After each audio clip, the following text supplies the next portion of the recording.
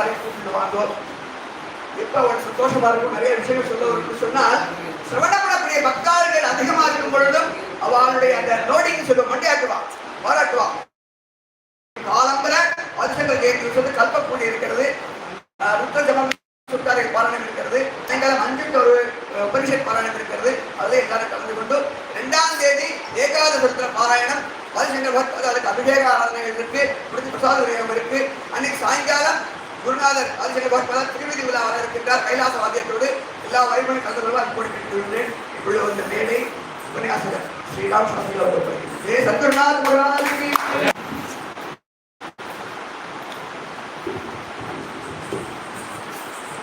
जानकीकान्तस्मरणं नमो पार्वतीपतये गोपिकाजीवनस्मरणं सद्गुरुस्वामिनः जगद्गुरुशङ्कराचार्यस्वामिनेर् मुरुगनुक्के ஞானவேல் முருகனுக்கு சக்திவேல் முருகனுக்கு சாந்தையே सदा बालरूपा विघ्नात्रिहन्त्री महादन्ति वक्त्रा विपञ्चास्य मान्या विधीन्द्रादिमृग्या गणेशाभिधामे विधत्तां श्रियं काव्यकल्याणमूर्तिः कटाक्षे दयार्द्रां करे ज्ञानमुद्रां कलाभिकलापैः सुभद्रां भजे शारदाम्बामजस्रं मदम्बाम् कल्याणं दधतं कटाक्षबलतो भक्ताय हत्वारिपून् कल्याणाचलकार्मुकस्य तनुजं कारुण्यपाथो निधिं कल्याणाकृतिमव्ययं गिरिसुधा प्रेमास्पदं पावनं कल्याणाय भजेनुजं गणपतेः श्रीदेवसेनापतिम्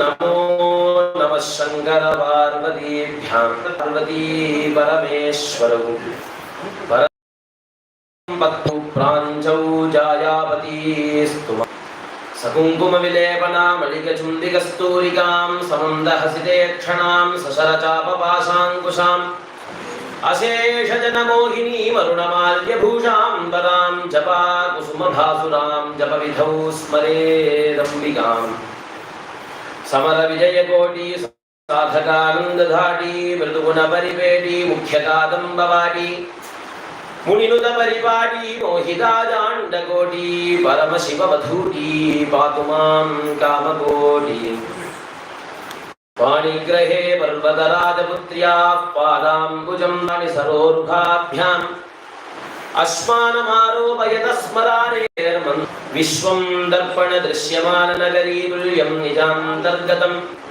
पश्यन्नात्मनि मायया बहिरिवोद्भूतं यथा निद्रया यः साक्षात् कुरुते प्रबोधसमये स्वात्मानमेवाद्वयम् तस्मै श्री गुरुमूर्तये नमः। इदं श्री दक्षिणामूर्तये सदाशिवसमारम्भां शङ्कराचार्यमध्यमाम् अस्मदाचार्यपर्यन्तां वन्दे गुरुपरम्पराम्। श्रुतिस्मृतिपुराणानामालयं करुणालयं नमामि भगवत्पादशङ्करं लोकशङ्करम्। महायोगपीठे तटे भीमरथ्यावरं पुण्डरीकाय दातुं मुनीन्द्रैः समागत्य तिष्ठन्तमानन्दगन्धं परब्रह्मलिङ्गं भजे पाण्डुरङ्गम्। भूतनाथ सदानन्द सर्वभूतदयापरा रक्ष रक्ष महाबाहो शास्त्रे तुभ्यं नमो नमः। मयूराधिरूढं महावाक्यगूढं मनोहारिदेहं महच्चित्तगेहं महीदेवदेवं महावेदभावं महादेवबालं भजे लोकपालम्।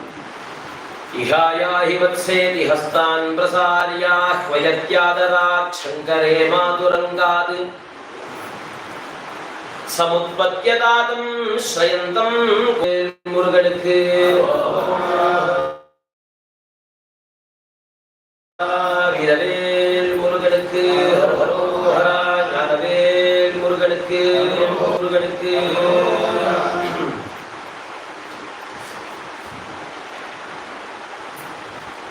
தேவசேனாபதியாக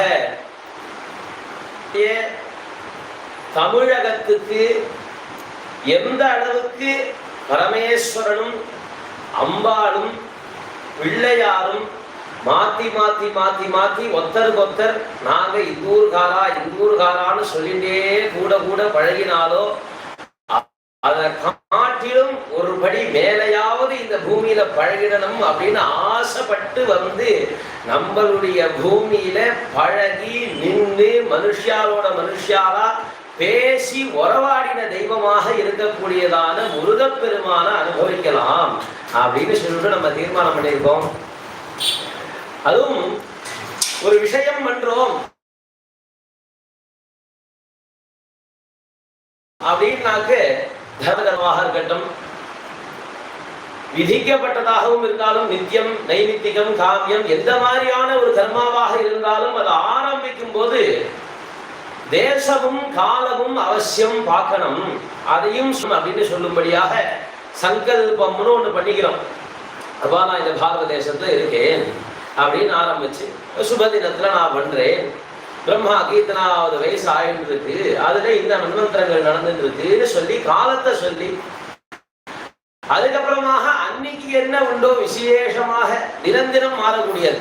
இதெல்லாம் எங்கேயோ ஒரு நாள் மாறக்கூடியது, மன்வந்திரங்கள்லாம் எப்பயோ மாற போறது. இருந்தாலும் அப்பப்போ மாறிட்டு இருக்கக்கூடிய திசிவாராதிகள் எல்லாமும் சொல்லிட்டு தான் அன்னைக்கான ஒரு விசேஷமான ஒரு விஷயம் காலம்பர பிராத ஸ்நானமே அதை சொல்லிட்டு பண்ணணும். அப்படிங்கும் போது ஒரு விஷயம் நம்ம பண்றோம் அப்படின்னாக்க எந்த காலத்துல பண்றோம்ங்கிறது ரொம்ப முக்கியமான ஒரு விஷயம். அதுல சங்கர ஜெயந்தி அப்படிங்கக்கூடியதான புண்ணியமான ஒரு உற்சவ காலம் அப்படிங்கிறது அவசியம் பாரத தேசத்தை சேர்ந்தவா அப்படின்னு யாராரு சொல்லிக்கிறோம் அத்தனை பேருக்கும் கடமைப்பட்டதான ஒரு உற்சவம்னு சொன்னா சங்கர ஜெயந்தி உற்சவம். நம்ம எத்தனையோ உற்சவங்கள் கொண்டாடுறோம், பிள்ளையார் சதுர்த்தியா இருக்கட்டும், இல்லது நமக்கு வரக்கூடிய ஸ்கந்தசஷ்டியாக இருக்கட்டும், ராமநவமி, கிருஷ்ண ஜெயந்தி, எத்தனையோ பிறப்பு தினங்கள், அதை தவிரதானே விசேஷ தினங்கள், நவராத்திர உற்சவங்கள் எல்லாமே நம்ம கொண்டாடி இருக்கோம். இத்தனை உற்சவங்களும் கொண்டாடுறதுக்கு காரணம் என்னன்னு சொன்னா சனாதன தர்மம்னு ஒன்று பாரத தேசத்துல இன்றளவும் இருக்கிறது தான் காரணம். அப்போ அது இருக்கிறதுக்கு காரணமாக யார் இருந்தால்னா சாட்சாது பரமேஸ்வரனுடைய அவதாரமாக இருந்த நம்மளுடைய ஆச்சாரியார். அதுக்குள்ள எத்தனையோ இன்னைக்கு வந்திருக்கு, விசிஷ்டாத்வைதம், துவைத்தம் இருக்கு, சிவாத்வைத்தம் இருக்கு. அதுல எல்லாத்துலயுமே ஆச்சாரியால் எந்த ஒரு விஷயத்தை எடுத்துட்டு பிரதானமாக பிரஸ்தானத்ரயம்னு சொன்னாலோ அதே விஷயத்தை எடுத்துட்டா அடுத்த வாரம் பேசினான். இல்லையே பிரதான கவனிக்க வேண்டிய விஷயம் என்னன்னா ஸ்ரீகண்டாச்சாரியர் ஆச்சாரியால் சொன்னதான அத்வைதத்துக்கு ஒரு ரூபம் கொடுக்க முயற்சி பண்ணார். எதுவுமே சுவாமியும் நீயும் ஒண்ணு அப்படின்றார் ஆச்சாரியார். அதுதான் சத்தியம் பா, நீ மறுபடியும் அங்கதான் போய் சேர போறேன்னு ஆச்சாரியார் சொல்லிவிட்டார். ஆனா புரிஞ்சிக்க சிரமமா இருக்கு. அவருக்கு அனுபூதியில வந்துடுத்து இன்றளவும் சரதி புவனே சங்கராச்சாரிய ரூபான்னு இன்னி வரியந்தம் பீடாதிபதிகள்லாம் இருந்து வந்துட்டு இருக்கா. அப்பேற்பட்டதான ஒரு புண்ணியமான ஒரு பூமியில இருந்துட்டு இருக்கோம். அவளுக்கு அனுபூதியில கிடைச்சுடுத்து. ஆனா மீதி எல்லாருக்கும் அந்த அனுபவம் கிடைக்கிறதுக்கு சிரமமா இருக்காப்பா. அந்த அனுபவம் வரத்துக்கு என்ன பண்றதுன்னா அதுக்கு ஒரு ரூபம் கொடுப்போமே அப்படின்னு பண்ணி சிவாத்வைதத்தை கொண்டு வந்தார் ஸ்ரீகண்டாச்சாரியார். அப்ப பரமேஸ்வரன் தான் பரதத்துவம்னு தெரிஞ்சுக்கோ. ஏன்னா அவர் தானே இறங்கி வந்து சொன்னார், அவர் தானே ஆச்சாரியாரா இறங்கி வந்து சொல்லியிருக்காரு. அதனால பரமேஸ்வரனுடைய ஒரு அவதாரம். நம்ம மீதி எல்லாத்தையும் பிள்ளையார் ஜெயந்தி கொண்டாடும் போது பிள்ளையார பிறந்த தினமாகவே கொண்டாடுறோம், கிருஷ்ண ஜெயந்தி கொண்டாடும் போது கிருஷ்ணன் பிறந்த தினமாகவே கொண்டாடுறோம், ராமநவமி கொண்டாடும் போது ராமர் பிறந்த தினமாகவே கொண்டாடுறோம். ஆனா சங்கர ஜெயந்தி கொண்டாடும் போது சங்கரர் பிறந்த தினமா கொண்டாடுறோம். ஆனா வாஸ்தவமாக கொண்டாட வேண்டியது பரமேஸ்வரனுடைய அவதார தினம்னு கொண்டாடணும். அதை நம்ம மனசுல வாங்கிட்டு கொண்டாடணும். என்னன்னா மாதா பிதா குரு தெய்வத்துக்கும் மேற்பட்ட ஸ்தானம் குருவுக்கு வச்சிருக்கோம். அதுல தெய்வம் பரமேஸ்வரனுடைய அவதாரம், அது நமக்காக வந்ததான அவதாரம். சுவாமிகளுடைய கலியுகத்தில் நான் அவதாரம் பண்ண மாட்டேன் பெருமாள். அப்போ கலியுகத்தை சுவாமி அவதாரம் பண்ண மாட்டேன்னு சொன்னாலும் ஆனா இவெல்லாம் உதாரணம் ஆகணுமேன்னு சொல்லிட்டு கருணையோட கூட வந்து அவதாரம் பண்ண முடியுதுன்னா பரமேஸ்வரன். அவருடைய அவதாரமாக இருக்கக்கூடியதான ஆச்சாரியாளுக்கு ஒரு ஜெயந்தி உற்சவம்.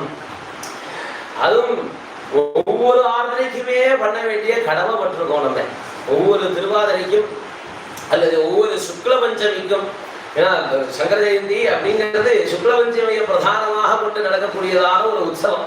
ஆச்சாரியாளுக்கு ஆர்திரை நட்சத்திரம், அதனால நட்சத்திரத்துக்கோ அல்லது சுக்லபக்ஷத்துல வரக்கூடிய வளர்பிறையில வரக்கூடியதான அந்த பஞ்சு கிடையாது. குருநாதன் பார்த்து பாட்டார். அவரு சொன்னது அத்வைதம் தான், ஆனா விசிஷ்டா அத்வைதம் தான். இது இன்னும் கொஞ்சம் விசேஷமான ஒரு அத்வைதம். நான் சொல்றேன், என்ன குரு வெட்டியும் பகவான்டி சரணாகதி பண்ணிவிடும். அவர் பார்த்து உனக்கு அத்வைதம் புரியணுங்கிற அவசியம் சொல்லிட்டார். ஆச்சாரியர் சொன்னதே தான் அவரையும் சொல்றார். என்ன காரணம்? இது தெரிஞ்சு என்ன பண்ண போறாண்டார் அவர். அவ்வளவுதான் வித்தியாசம், சண்டையெல்லாம் கிடையாது ஒன்றும். அப்ப அடுத்தது இவர் என்ன சொன்னார்? மத்வாச்சாரியால் வந்தார், நீ குழம்பிக்காத, நீயாவே ஒன்ன பத்தி உனக்கு தெரியணும் அவசியம் இல்லை, சுவாமிக்கு தெரியும், அவன் கூட்டு பாடினார். அதுக்காக நமக்கு புரியறதுக்காக வேண்டி அவ ஒவ்வொரு படியா இறங்கி வந்து கொடுத்துருக்காளே தவிர அவளுக்குள்ள வேதம் இருக்குங்கிற அளவுக்கு நம்ம புரிஞ்சுடக்கூடாது. அப்பதான் ஆச்சாரியால் என்ன சொல்ல வந்தாருங்கிறது புரியும். ஏன்னா ஆச்சாரியால் சொன்ன அத்வைதத்துல துவைதமும் அடக்கம். அத்வைதம்னா ரெண்டு இல்லாதது தானே. அப்ப துவைதமும் நம்மள்ட்ட இருந்து வேற ஒண்ணு இல்லையா? அதுவும் நமக்குள்ளேயேதான் இருக்கு. அப்போ நமக்குள்ளேயே இருக்கிறத நம்ம எப்படி இருக்க முடியும்? அப்ப இந்த 4 ஆச்சாரியாலையும் பண்ண ஒரு விஷயத்தை ஆச்சாரியால் ஏற்கனவே பண்ணியிருக்கார். நமக்கு புரியறதுக்காக வேண்டி ஸ்தோத்திர கிரந்தங்கள்னு பண்ணியிருக்கா. அதுல சில கிரந்தங்கள் ரொம்ப பிரதானமாக எடுத்து வைக்கக்கூடியதான கிரந்தங்களாக அமையிறது. சௌந்தர்யலஹரி அப்படின்னு பிரதானமான ஒரு கிரந்தம் ஆச்சாரிய ஸ்தோத்திர கிரந்தங்கள்ல. அது பிரகரண கிரந்தத்துக்கு போயிருக்கலாம் கூட. அந்த அளவுக்கு ஞானத்தையும் உபதேசிக்கக்கூடியதான ஒரு கிரந்தம் தான். பரபிரம்ம தத்துவத்தை உபதேசிக்கக்கூடிய கிரந்தம் தான். பரமேஸ்வரனும் மகாவிஷ்ணுவும் ஆச்சாரியால் சொன்னதான சண்மதத்துல மீதி எல்லாருமே சாத்தத்துக்குள்ள அடக்கம்னு சொன்ன கிரந்தம் தான் சௌந்தர்யலஹரி. அதனால அதுவுமே பிரகரணத்துக்கு போயிருக்கலாம். ஆனா பிரகரணத்துக்கு பெயர்ந்தான் அதுக்கும் நமக்கு வியாக்கியானம் பண்ணிட்டு உட்காந்துருப்போமே தவிர அதை அனுபவிக்கிறதுக்கு விட்டுருவோம்னு சொல்லிட்டு அதை ஸ்தோத்திரத்துக்கு கொண்டு வந்துட்டான். அது மந்திர சாஸ்திரமாகவே மாறிடுது. ஒவ்வொரு ஸ்லோகம் அதுக்கு ஒவ்வொரு பலன் இருக்கு. அதை தன்னாதா கைலாசாதிபதியான பரமேஸ்வரனே சொன்னது பாரு. அதனால ஸ்தோத்திர கிரந்தங்கள்லயே தலை சிறந்ததாக இருக்கக்கூடியதான சௌந்தர்யலஹரி. பின்பாதி ஆச்சாரியர்கள் பண்றார். நந்திகேஸ்வரர் சாப்பிட்டாராம். வெளில வரும்போது அங்க கைலாசத்திலேருந்து ஆச்சாரியால் 5 லிங்கங்களை வாங்கிட்டு சௌந்தர்யலஹரியும் வாங்கிட்டு அங்கேருந்து கிளம்புறாங்க கைலாசத்திலேருந்து. வெளில வர சமயத்துல நந்திகேஸ்வரர் அந்த சௌந்தர்யலஹரியை சாப்பிட்டாராம் பாதி. இவர் திருப்பி பரமேஸ்வரன் போய் ஆச்சாரியால் நமக்காக சாப்பிட்டாரு, மீதி லோகத்துக்கு இருந்தாலும் இங்கே எழுதிடுறான்.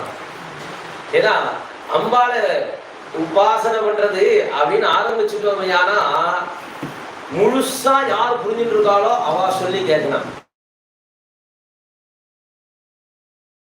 பரமேஸ்வரனை காட்டிலும் அம்பாளை பந்தவா இன்னொருத்தர் கிடையாது. அதனால சொமுக்கேன சொன்னது பரமேஸ்வரனே சொன்னது.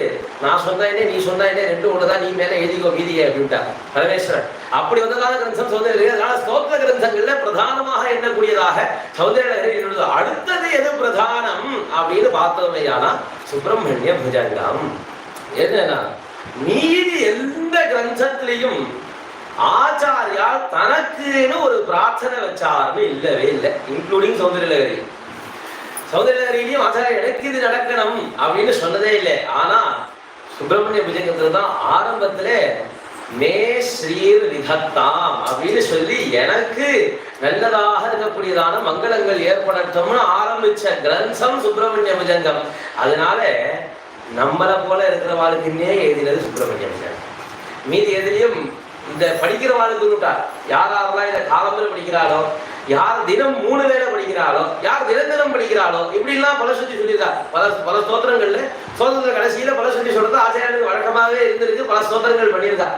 ஆனா இதுலதான் ஆரம்பிக்கும் போதே மேஸ்ரீர் இதத்தான் எனக்கு கிடைக்கட்டும்னு ஆரம்பிச்சு ஆச்சாரியால் பண்ணதாக கிடைக்கக்கூடியதான ஒரு கிரந்தம் ஸ்தோத்திர கிரந்தங்கள்லேன்னு சொன்னா அது சுப்பிரமணிய புஜங்கம் மாத்திரம்தான் நமக்கு கண்ணு தெரியும்படியாக இருக்கு. அந்த மாதிரி ஒரு கிரந்தம் ஆச்சாரியாளுக்கே அனுகிரகம் கிடைக்கிறதுக்கு காரணமாக இருந்த ஒரு ஸ்தோத்திரம். இது நடந்தது ஸ்தோத்திரங்களுக்கு வெள்ளையும்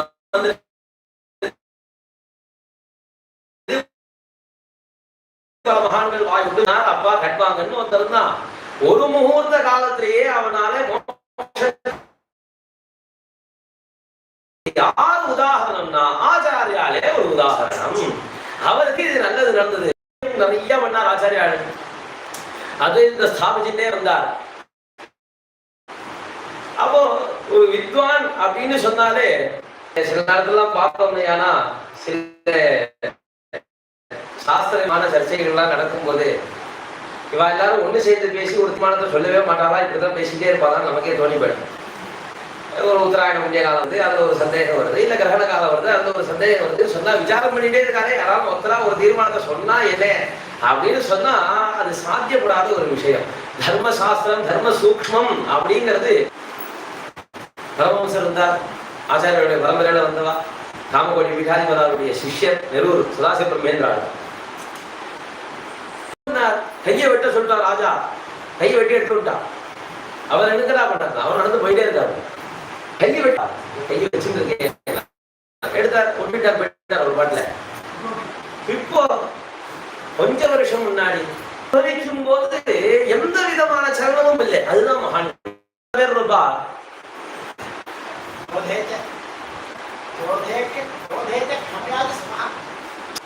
கோபம் வரும்போது நம்ம எல்லாம் கோபப்படுவோம், பொறுமையா இருக்கும்போது ரொம்ப பொறுமையா இருப்போம். அந்த மாதிரி இருக்க மாட்டார்.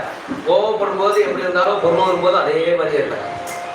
ஏன்னா முதலாம் கூப்பிட்டு பட்டாபிஷேகம்னு சொல்லும் போதும் அதே சிரிப்பு இருக்குதான். மறுநாளைக்கு பட்டாபிஷேகம் கிடையாது காட்டுக்கு போன்னு சொல்லும் போது அதே சிரிப்பு இருக்குதான். அப்போ கோபம் வரும்போது பொறுமையா இருப்பார்ல, கோபம் வரும்போது அதே மாதிரிதான் இருப்பார், பொறுமை வரும்போது அதே மாதிரிதான் இருப்பார். ஏதோ ஒரு வித்தியாசமும் இருக்காரு. அப்ப குரோதேஜ க்ஷமையா சமஹா அப்படின்னு சொல்லிட்டு அப்போ அந்த குணம்ங்கிறத அப்படியே நிரம்பிடும். முடிவுண்டான்ல பெரியவாளருக்கு சமாதி இருக்கு. அவரை முதல்ல கடிச்சுடுத்து,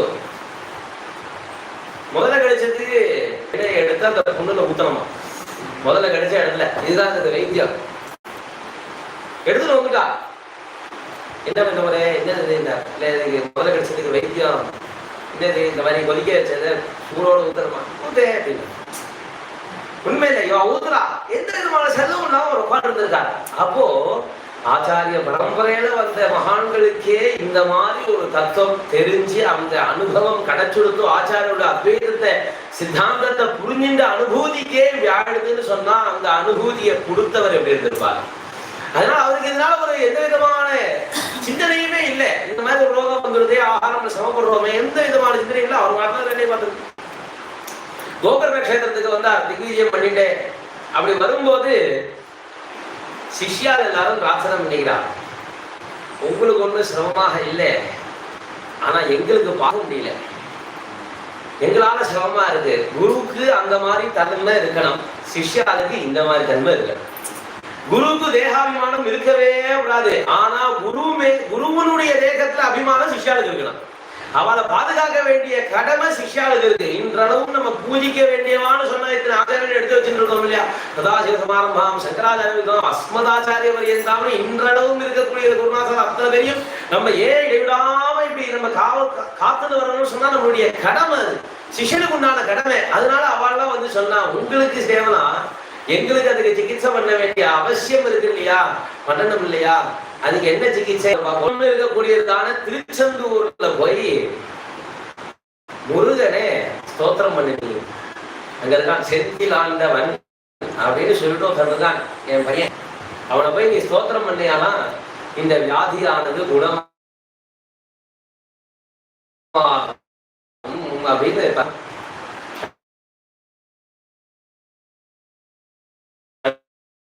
ஸ்தாபனம் பண்ணார் ஆச்சாரிய. இந்த சூரியனுக்கான ஸ்தோத்திரமே நமக்கு பஞ்சசாலத்துல இருந்து கிடைக்கிறது. ஆறு மதத்துல அந்த ஒரு மதத்துக்கு சௌரம் அப்படிங்கக்கூடியதான மதத்துக்கு நமக்கு 2 ஸ்லோகம் தான் கிடைக்கிறது, ஆச்சாரியர்கள் எழுதினது அப்படின்னு சொல்லிட்டு. மீதி இல்லாதவங்களுக்கு நமக்கு நிறைய கிடைக்கிறது. அப்போ இந்த கௌமாரம்னு சொல்லக்கூடியதான சுப்பிரமணிய உபாசனைக்குன்னு ஒரு மதம் தயார் பண்ணிருக்காரு இல்லையா, அந்த மதத்துக்கு ஒரு ஸ்தோத்திரம் வரணுங்கிறதுக்காக இப்படி ஒரு லீலை. அது நமக்கு கிடைச்சிடணும், ஒரு மந்திரம் கிடைச்சிடணும். இந்த லோகத்துக்கு எந்த வியாதி வந்தாலும் போய் லோகத்துல இருக்கிறவாள போய் பார்க்காம மனசுல வச்சுட்டு ஆச்சாரியாளுக்கு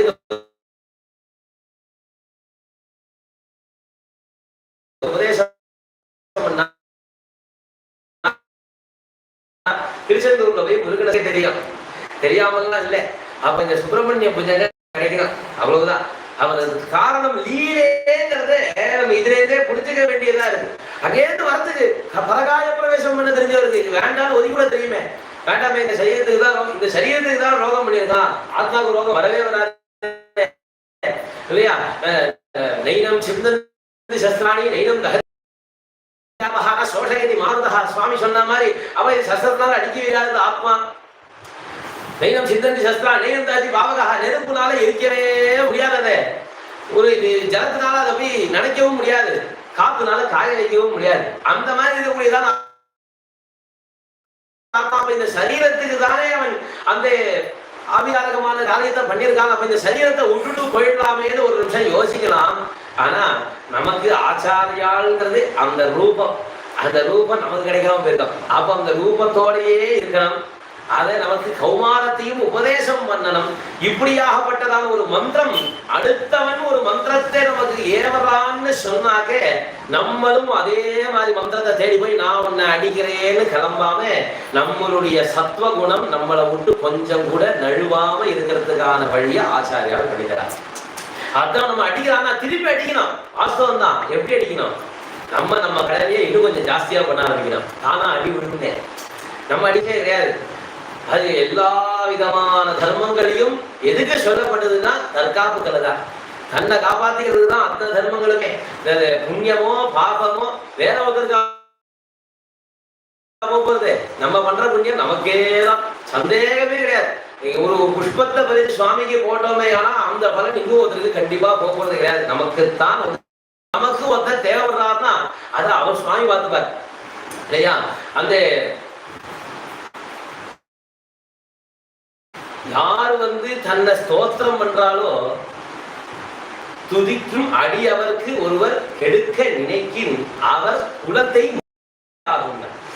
நினைச்சான்னா அந்த குலத்தை முதல்ல இவர் அழிச்சுட்டு வந்துருவாராம் முருகபெருமான். அதனால எனக்கு இருக்க துணையே ஆறு அப்படிங்கறத ஆச்சாரியர்கள் காட்டணும்னு நினைச்சார். அதுக்காக கிளம்பி திருச்செந்தூருக்கு தன்னுடைய யோக சக்தியினால சேர்றார். அப்போ சுவாமியை தரிசனம் பண்ணும் போது அங்க நாகராஜாவோட சேர்ந்து தரிசனமா இருக்கு. அங்க அனந்தன் பூஜை பண்ணிட்டு இருக்கார் முருகப்பெருமானை.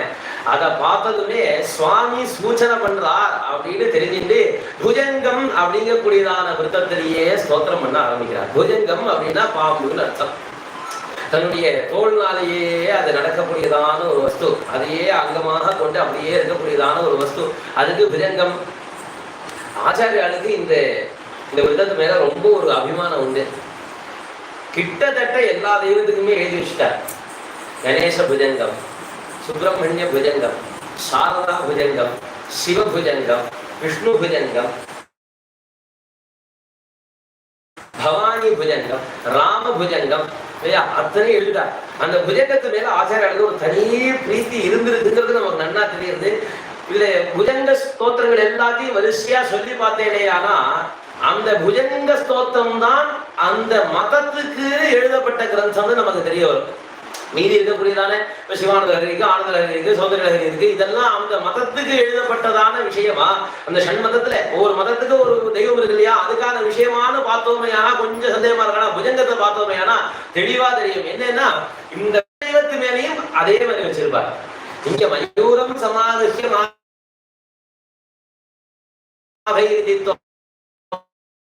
சுப்பிரமணிய புஜங்கத்தை சொல்லியிருப்பார். சிவபுஜங்கத்தை போய் பார்த்தோம்னா பூஜையும் பண்ணிட்டு இருக்காரு. அப்ப சுவாமி புஜங்க உத்தத்துல ஸ்தோத்திரம் பண்ண சொல்றாரு போல் இருக்கு, உத்தரவாதம் போல் இருக்கு அப்படிங்கிறத மனசுல வாங்கிட்டு ஆச்சாரியா ஸ்தோத்திரம் பண்றேன்னு ஆரம்பிக்கிறார். இதுவரைக்கும் கர்மண்யேவாதிகாரஸ்தே மா பலேஷு கதாச்சனான்னு கர்மாவில் மட்டும்தான் எனக்கு அதிகாரம், பலன் மேலே எனக்கு அதிகாரம் கிடையாது, அது மேல எனக்கு விருப்பம் இல்லைன்னு சொல்லி கிரந்தம் முதல்ல ஒரு பலன் மேல ஒரு ஆகாங்ஷை என்னுடைய சிஷ்யாளுக்காகவே இருந்தாலும் கூட இந்த ஸ்தோத்திரத்தினால ஒரு பலன் கிடைக்கணும் அப்படின்னு ஆரம்பிக்கும் போது நிர்விக்னதா சித்திக்கு பிள்ளையார் நினைச்சாக வேண்டியதுதான். அது கிடைச்சிருந்தோமேப்பா. அதுக்காக என்ன பண்ணார்? ஸ்தோத்திரம் ஆரம்பத்துல கணேசனை தியானம் பண்றார். எந்த தெய்வமாக இருந்தாலும் முன்னால பூஜை பண்ண வேண்டிய தெய்வம் பிள்ளையார். அது குழந்தை, ஆத்துக்கு மூத்த குழந்தைய முதல்ல கவனிச்சிடணும். அது சாதாரண குழந்தை இல்லை, கொஞ்சம் விஷமம் பண்ற குழந்தை. அதை கொஞ்சம் கவனிக்காம விட்டோமையானா அது அதோட விஷமத்தை காமிச்சிடும். அதனால அதை கவனிச்சுட்டு, அப்பா நான் உன்னை கவனிச்சுட்டேன், ஒரு இடமா உட்காந்து சமத்தா உட்காந்துட்டு உனக்கு சீடை கொழுக்கட்டை அப்பா எல்லாம் பண்ணி கொடுத்துருக்கேன், நீ உட்காந்து சாப்பிட்டுட்டே இரு, இங்க எல்லாம் நாங்க தான் பூஜையை பண்ணி முடிச்சுட்டு வரைக்கும் இங்கே இருன்னு சொல்லிட்டோம்னா அந்த குழந்தை சமத்தா உட்காந்துருக்கோம். அதை பண்ணாம நம்ம பூஜை பண்ண ஆரம்பிச்சோமையானா எனக்கு நைவேத்தியம் பண்றதுக்கு முன்னாடி இதுக்கு இங்க நைவேத்தியம் பண்ணேன்னு சாப்பிட வருவார். அப்ப சாப்பிட வரும்போது என்ன, இந்த சுவாமிக்கு நைவேத்தியம் பண்ணது எடுத்து அவர் சாப்பிட்டாருனா இந்த நைவேத்தியம் எங்க போகும்? அப்போ எந்த தெய்வத்தை உபாசனை பண்ணாலும், எந்த தெய்வமே உபாசனை பண்ணாலும், அப்போ அதுக்கு முன்னாடி ஒருத்தருக்கு தேவைப்படுறது. ஏன்னா ஆச்சாரியார் பரமேஸ்வருடைய ஒரு அவதாரங்கிறதுனால பூர்வ சக்கரமாக எப்படி மன்மதனுக்கு தேருன்னு அம்பாளை சௌந்தரிய வர்ணிச்சாரோ, அம்பாளுடைய அந்த 2 தாடங்கமும் மன்மதனுடைய தேருக்கு சக்கரமாக இருக்கான். அம்பாளுடைய முகம் தான் அந்த மன்மதனுடைய இருப்பிடமாக இருந்திருக்கு. அம்பாளுடைய கிரீடம் மன்மதனுடைய தேருக்கு மேல இருக்கக்கூடியதான அந்த தேருடைய மேல்பாகமாக இருக்கான். அந்த மன்மதன்கிறதே அம்பாளுடைய முகத்தினுடைய காந்தியில ஒரு சின்ன பிட்டுங்க அப்படிதான். அந்த மாதிரி சுவாமி அம்பாளோட இருக்கக்கூடியதான அந்த தேர்ல ஏறி போகும்போது அதுல மூத்த குழந்தை ஒண்ணு இருக்கு, சொல்லிட்டு போகணும். அப்பா எங்கேயாலும் வெளில போறாரு அப்படின்னா குழந்தை கூப்பிட்டு சொல்லிட்டு போவான். அது பிரியம் உண்டு. அது அப்பாவுக்கு குழந்தை மேல பிரியம் இருக்கு இல்லையா, போயிட்டு வந்துடுறேன். இதுல என்னன்னா, இவர் அவ்வளவு சீக்கிரம் விட்டுட்டு கிளம்ப மாட்டார். உற்சவத்தெல்லாமே பார்த்தா தெரியும். பரமேஸ்வரன் கிளம்பினான்னா பிள்ளையார், முருகன், வள்ளி, தேவசேனை, தனி அம்பாள், பக்கத்துல ஒரு முருகன், பக்கத்துல ஒரு அம்பாள், பின்னாடி சண்டிகேஸ்வரர், இத்தனையும் கூட்டிட்டு தான் கிளம்பார். பெருமாள் கிளம்பினார்னா ஒண்டியா கூட கிளம்பிடுவார். ஒரே ஒரு மாலை சில்லுன்னு போட்டுப்பார். சீரகம் பார்த்து பாசாதி எல்லாம் பார்த்தோமே, ஆனா ஒரே ஒரு மாலை ஆத்துல இருக்கிறார். பார்த்தல குதிரை எடுத்து அவர் பாட்டில் இறங்கி வந்துறார். இவருக்கு தேர் கிளம்புறது கிளம்புறார். முன்ன படையே கிளம்புறது சொன்னாத கிளம்பும்போது அதுக்கு ஒரு தேர், இதுக்கு ஒரு தேர், ஒன்னொன்னுக்கு தேரா வச்சுட்டு அப்படி அந்த பரமேஸ்வருடைய வழக்கம் என்னன்னா, ஆத்துல குழந்தைகிட்ட சொல்லிட்டு போற வழக்கம் இல்லை, கூட அழைச்சிட்டு போற வழக்கம். யுத்தம் பண்ணம் நினைச்சாலும் அவளுடைய குணத்தை மாற்றி விட்டுவார். சர்வ வித்தைக்கும் அதிபதி இல்லையா, அந்த ஞானத்தை கொடுக்கக்கூடியவரே பகவானாக இருக்கிறதுனால அத்தனை பேருக்கு ஞானத்தை சித்திக்க வச்சிருவார். அவ்வளவு சீக்கிரம் யுத்தத்துக்கு இறக்க மாட்டார். இப்ப தேர் எடுத்துட்டு கிளம்புறார். குழந்தை கட்சிக்கு போறதுக்கு பயம்.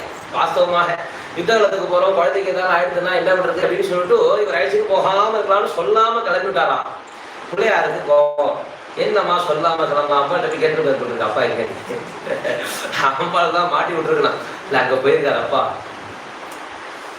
அதனால என்ன பண்ணிட்டார், அந்த சுவாமியுடைய தேர் அச்சு முறியும்படியாக பண்ணிவிட்டார். அச்சரம் பார்க்காம அப்படின்னு சொல்லிட்டு அதனால கேத்திரம் முழுவாரு.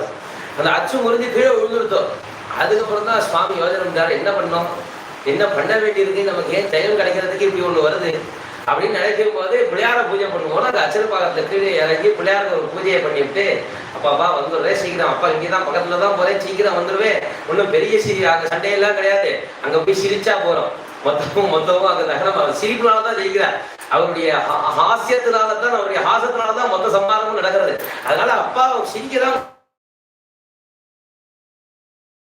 நான் போய் சிரிச்சுட்டு வந்துருவேன், ஒண்ணு கவலைப்படாதேன்னு சொல்லிட்டு பிள்ளையார திருப்பி வழி அனுப்பி வைக்கிறார். அப்போ பரமேஸ்வரனுக்கு ஒரு அனுபவமா இருக்கு.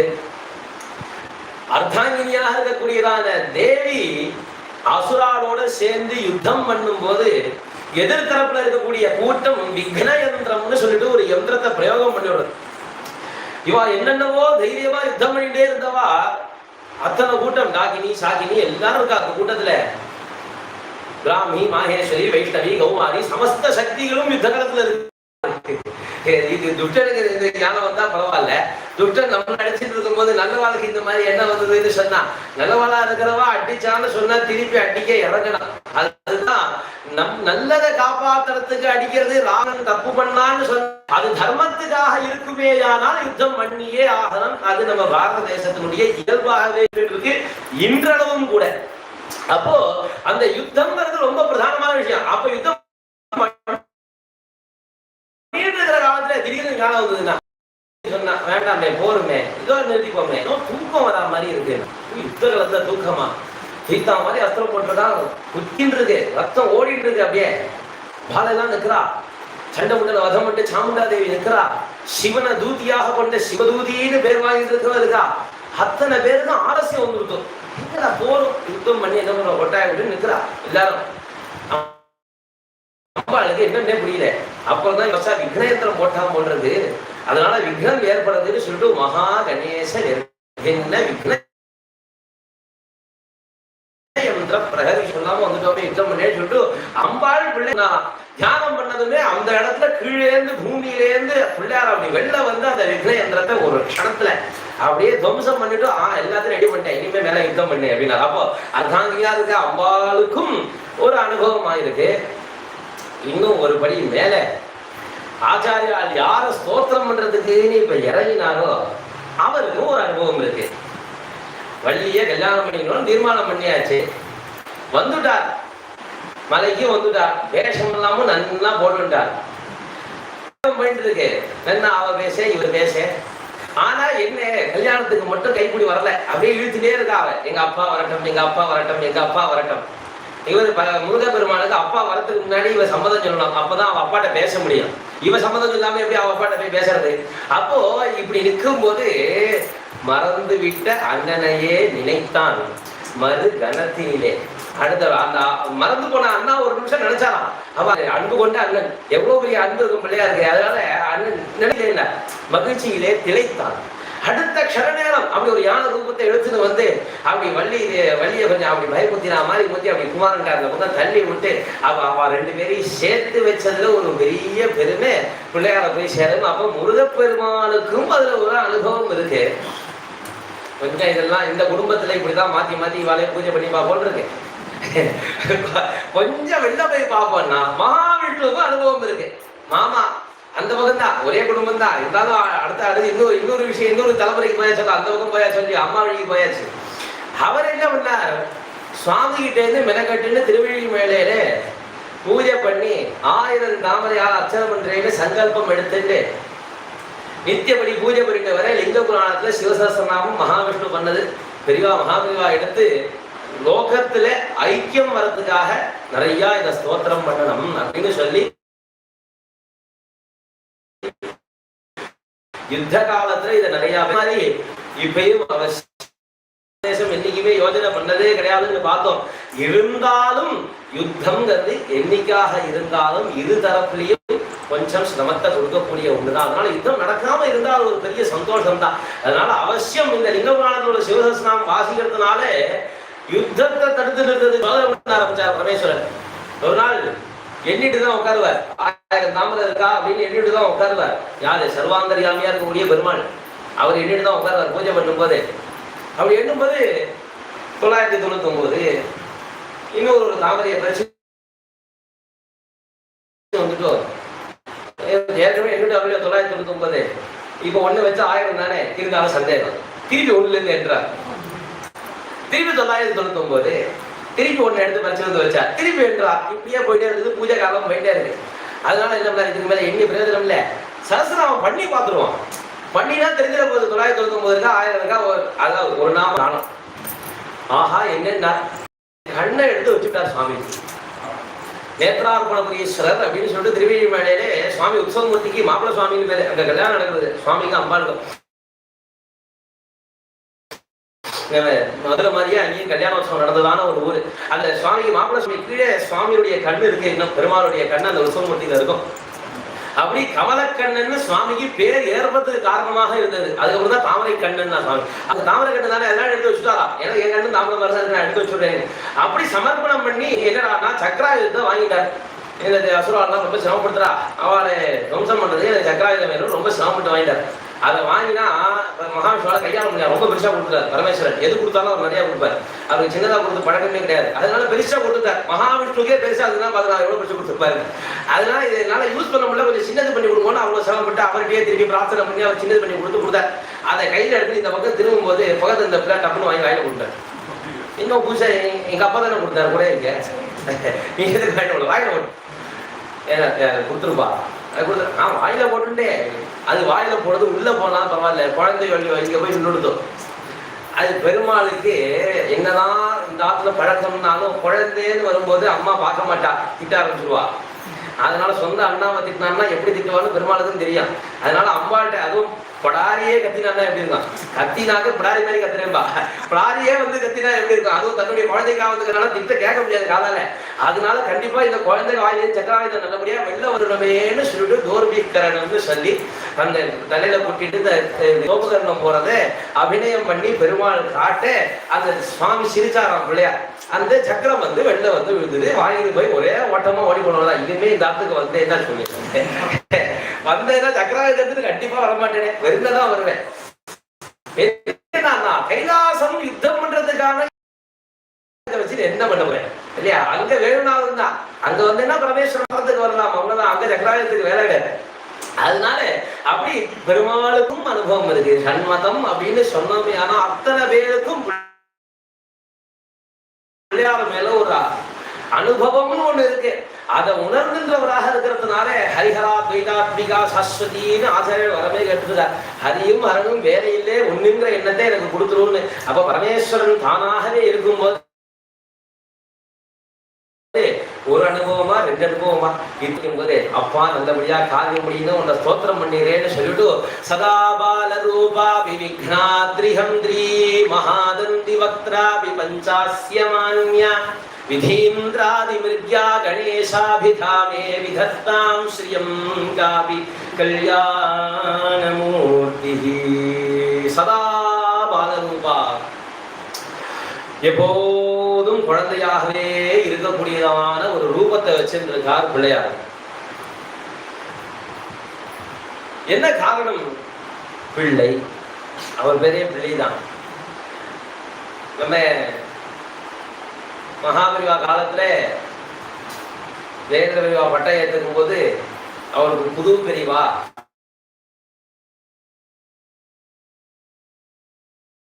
கூப்பிட்டு இருந்தோம். அவர் புது பெரியவாளாவே இன்னி வரைக்கும் இருந்துட்டு இருக்காங்க. அடுத்த பட்டம் வரும்போதே பாலபெரிவாள் கொண்டிருந்தோம். இன்றளவும் பாலபெரிவாளாவே இருக்கா. அவள்தான் எந்த வித்தியாசமும் இல்லை. பார்த்துருவோம் பார்க்கும்போது ரொம்ப வயசாயிடும், இருந்தாலும் பாப்பா பாப்பா அது குழந்தை. அதுல பாப்பா கோச்சுக்கோ அப்படின்பா. போய் பார்த்தா அந்த மாதிரி 40 வயசு இருக்கும். பேருக்கு இதுக்கு சம்பந்தம் இல்லாம பேர் வைக்கலாமா? அப்ப குழந்தையா இருக்கும்போது பாப்பான்னு கூப்பிட்டா நல்லா இருக்கும். வயசு காலத்துக்கு அப்புறம் அதே மாதிரி பாப்பான்னா நல்லா இருக்குமா? ஆனா இவாளுக்கெல்லாம் மட்டும் ஏன் பொருந்துறதுன்னு சொன்னா, பீഠத்துக்கு வந்த போது எந்த ஒரு உத்வேகத்தோட இருந்தாரோ அதே உத்வேகத்தோட கடைசி வரைக்கும் புது பெரிவா இருந்துட்டு பாரத தேசத்துக்காக என்னென்ன பண்ண முடியுமோ அத்தனையும் பண்ணி இறங்கி வந்து யாரு கூட வேணாலும் உட்கார்ந்து பேசுறேன், என்ன வேணாலும் பேசுறேன் சொல்லுவோம். வழக்கம் அந்த மாதிரி வந்துடும். டான்னு வந்து உட்காந்துருவார். பிரதம பூஜை அப்படின்னு சொன்னா டயத்துக்கு பண்ணலாம். அவர் தூக்கம் இல்லை, ஓடிண்டே இருக்கா.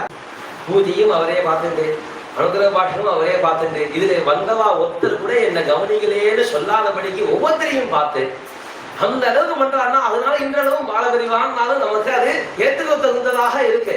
அப்போ ஏத்துக்க தகுந்ததாக இருக்கணும். எப்போதும் குழந்தையா இருக்கிறதுனா சுவாமி குழந்தையாவே இருக்கலாம்.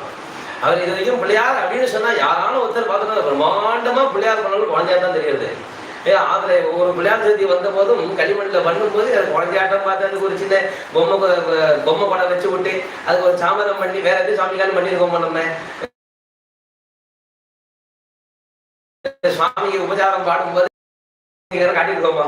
இல்ல, அப்படி பொம்மை கூட இருந்தாலும் இந்த சுவாமிக்கு ரகத்த கொடையோ அல்லது தகுதியான கொடையோ வாங்காம இருக்கிறதுனால புஷ்பத்தை மட்டுமே போட்டுட்டு உபச்சார கீர்த்தனை பாடி முடிச்சிடுறோம். ஆனா பிள்ளையார் பூஜை பண்ணும்போது தைரியமா கொண்டு வந்து அதுல நல்ல ரஜத சத்திரம் வெள்ளி சத்திரம்னு ஸ்லோகம் இருந்தாலும் பரவாயில்லை, நான் இந்த கொடையை வைப்போன்னு தைரியம் வருது. ஏன்னா அது குழந்தை, எப்போதும் குழந்தையா இருக்கு. அதுக்கு காரணம் என்ன அப்படின்னு சொன்னாக்க, அழகா சௌந்தர நகரில சொல்லும் போது அமுதே வக்ஷோஜவு அமதரச மாணிக்க குதுகவு அம்பாளை பார்த்து சௌந்தர நகரில சொல்லும் போது சௌந்தரியம் அப்படின்னாக்க அம்பாளுடைய ஒரு அழகு, அதை வர்ணிச்சுட்டே வராது. அப்போ அந்த தாய்மைங்கிறது ஒரு அழகு இல்லையா? பெண்மைங்கிறதே தாய்மைங்கிற ஒரு சிறந்ததான ஒரு அழகு. அதை சொல்லும் போது ஆச்சாரியால் சொல்லும் போது அழகா சொல்றார், பிபந்தௌ தௌ யஸ்மாதி அபிஜித வதூசங்க ரசிகௌ குமாரௌ அத்யாபித் விரத வதன கிரௌஞ்சதகனௌ அப்படின்னு சொல்லிட்டு எந்த ஒரு குமாரௌ அத்யாபின்னர் இன்னி வரியந்தம் குமாராளாகவே இருந்திருக்காளோ விரத வதன கிரௌஞ்சதகனௌ. விரதம்னு சொல்லக்கூடியதான 2 பல்லு கொண்டதான யானத்தலையை தன்னுடைய தலையாக வச்சிருந்ததான பிள்ளையாரும் கிரௌஞ்ச சைலத்தை அழிச்சதாக இருக்கக்கூடியதான குமாரனே சொல்லக்கூடிய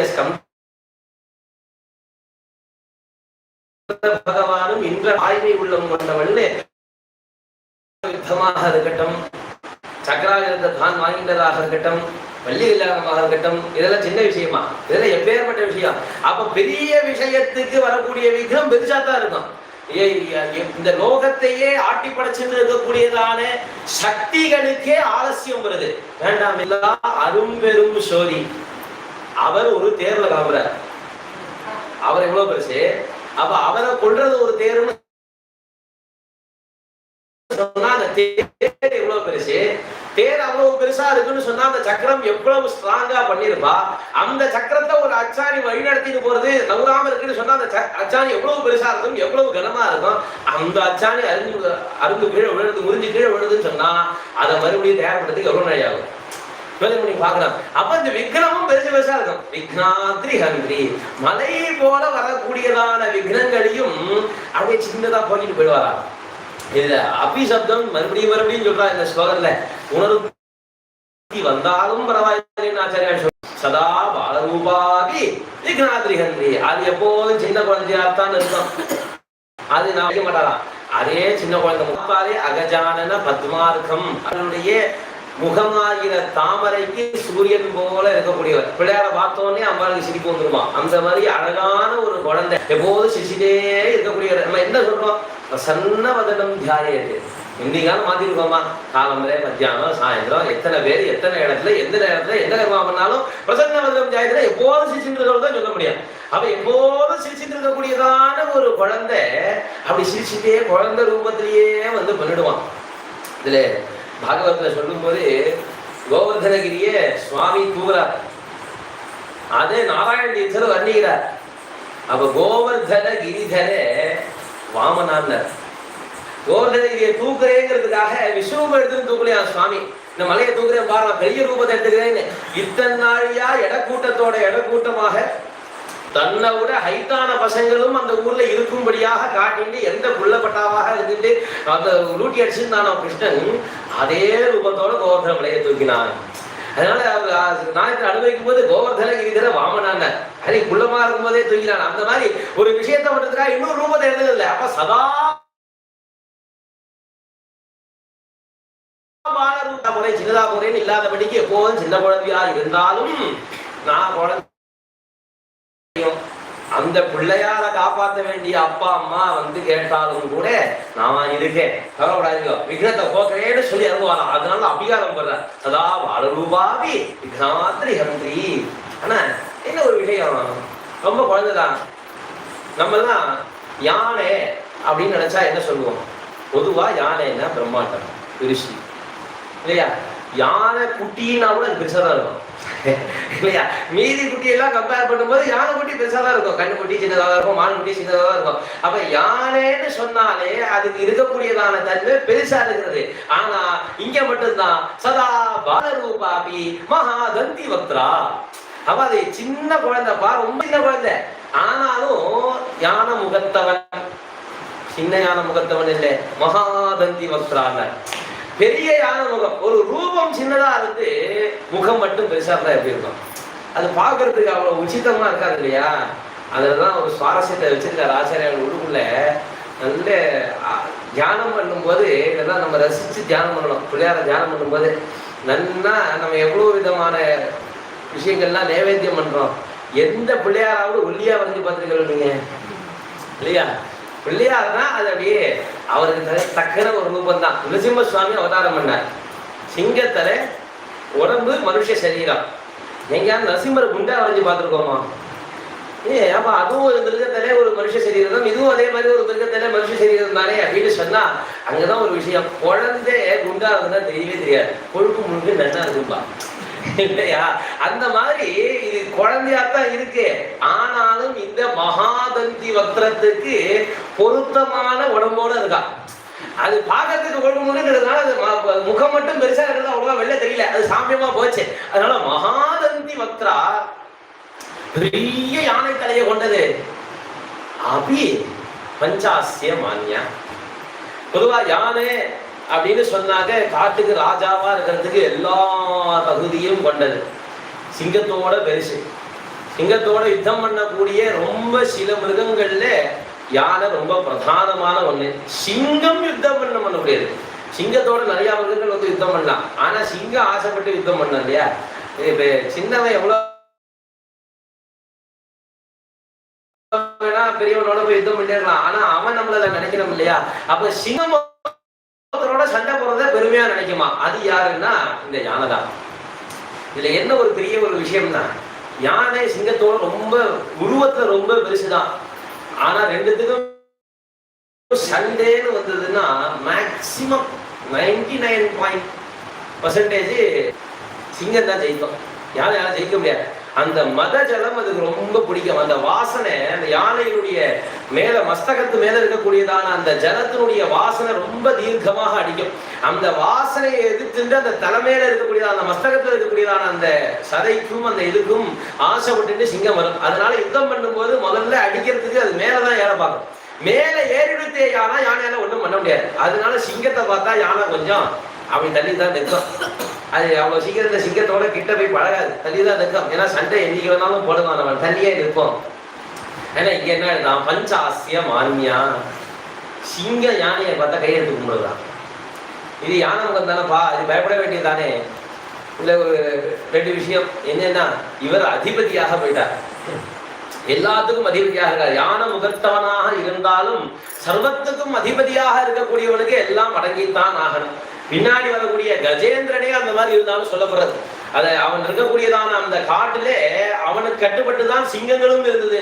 அப்போ ஒரு ராஜா, திராவிட தேசத்து ராஜா யானையாக பிறக்கும் போது அவனுக்கே அந்த மிருகங்களை கட்டுப்படுத்தக்கூடிய தன்மை வருதுன்னு சொன்னா, முகத்தை மட்டும் யானையா வச்சிருக்கிற பிள்ளையாருக்கு சிங்கத்தை கட்டுப்படுத்துறது ஒன்றும் பெரிய விஷயம் கிடையாது. அப்போ அந்த சிங்கங்கள் கட்டுப்பட்டு இவருக்கு நமஸ்காரம் பண்றதுன்னு ஒரு விஷயம் எடுத்துக்கலாம். இதுல என்ன ஆகி போச்சுன்னா, இந்த சிங்கம்ங்கிறது என்னது, அம்பாளோட வாகனம் இல்லையா? அப்போ அம்பாள் குழந்தைய கீழே நிற்க வச்சிருப்பாளா? அம்பாள் தன்னுடைய மடியில எடுத்து வச்சுக்கிறதுக்காக அப்பப்போ தூக்கி தன்னுடைய மடியில பிள்ளையார எடுத்து உட்காந்து வச்சுட்டு இருந்திருப்பா. அப்போ வாகனத்து மேல உட்கார்ந்து இருக்கிறவால மதிக்க வேண்டியது வாகனத்தினுடைய கடமை. அந்த வாகனமாக இருக்கக்கூடிய சிங்கம் பிள்ளையார மதிச்சே ஆகணும். அப்ப இந்த யானை தன்னுடைய எஜமானியுடைய குழந்தை அப்படிங்கிறதுனால பஞ்சாசிய மான்யா, இவருடைய வீரத்தினாலையும் போயிடுது, அந்த ஒரு பழக்கத்தினாலையும் போயிடுது. இவரு அதை சௌக்கியமா இருக்கியா, நல்லா இருக்கியா கேட்பேன், நான் நல்லா இருக்கேன் போயிடும். அப்படியே ஓடிட்டு இருக்கு. இதுல இன்னொன்னா உள்ளுக்குள்ள இன்னொன்னு வச்சார், தந்தி வக்ரா. தந்தினா பல்லை உடையதுன்னு அர்த்தம், விசேஷமான பல்லை உடையது. அதனால அது பேர் தந்தின்னு பேர் யானைக்கு. அந்த தலையை வச்சுட்டு இருக்கார். பஞ்சாசியன்னா சிங்கத்துக்கு பேரு, 5 தலை உடையவனுக்கும் பேரு பஞ்சாசியன்னு பேரு. பரமேஸ்வரனுக்கு சத்யோஜாதம், காமதேவம், அகோரம், தத்புருஷம், ஈசானம்னு சொல்லிட்டு 5 தலை. அந்த 5 தலை கொண்ட பரமேஸ்வரனாலும் உபாசிக்கத்தக்கன தெய்வமாக இருக்காராம் இந்த பிள்ளையார். அதனால பஞ்சாசிய மான்யா, எப்போதும் குழந்தையாக இருந்திருக்கார், இருந்தாலும் பஞ்சாசிய மான்யா, பரமேஸ்வரனால மதிக்கப்படக்கூடியவரா இருக்கார். காரணம் விக்னாத்ரி.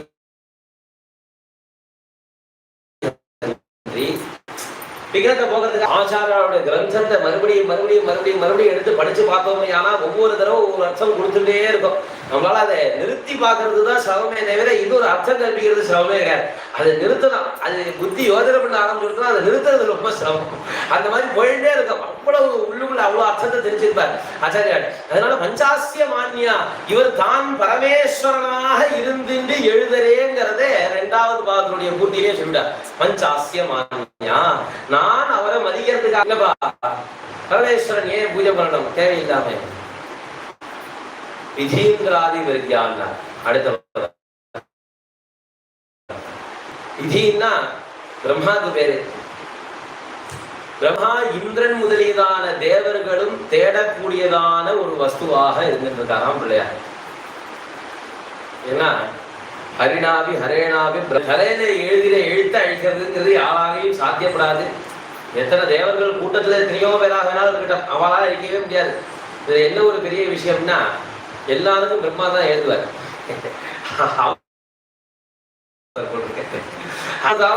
விதிங்கிற பதத்தை பிரயோகப்படுத்துறார். எழுதக்கூடியதாக இருக்கக்கூடியதான விதி மதம் கொண்டு தேடக்கூடியதான ஒரு வஸ்துவாக இருக்கார்.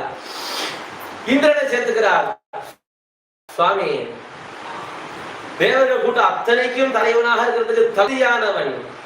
தேவ சேனாதிபதிய ஸ்தோத்திரம் பண்றதுக்காக வந்திருக்காரு.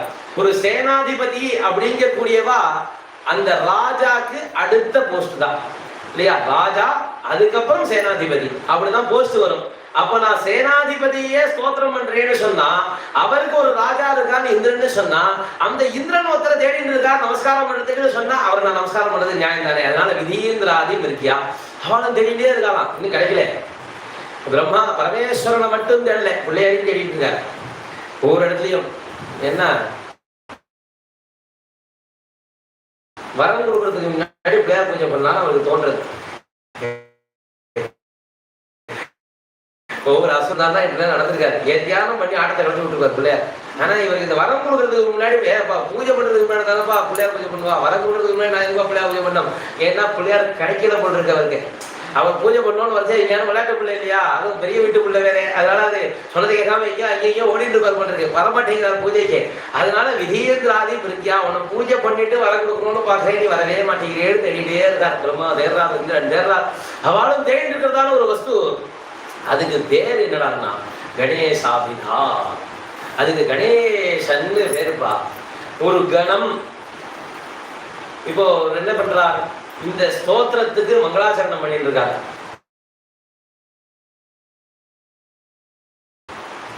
இதுக்கு இருக்கு கணேசன் விக்ரம்ங்கிற கூட்டத்துக்கு தலைவர். இந்த பேரை மெனக்கட்டுன்னு சொன்னதுக்கு இப்ப தந்தி வக்ரா அப்படிங்கிறதும் பேரு தான், அதுல சந்தேகம் இல்லை. யானை முகத்தவன் அப்படின்னாலும் அந்த பிள்ளையாருக்கு பேர் தக்கரம் இருக்கான். ஆனா மெனக்கட்டுன்னு பேருன்னு சொல்லும் போது கணேசாபிதான் ஆச்சாரியார். ஏன்னா வேதம் சொன்ன பேர் அது. கணபதி கும்ஹவாமஹே அப்படின்னு சொல்லி எத்தனையோ பேர் இருந்தாலும் பிள்ளையாருக்கு சொல்லும் போது கணபதின்னு அந்த பிள்ளையார சொல்லும் போது, அதனால பேருன்னு ஆச்சாரியார் சொல்லும் போது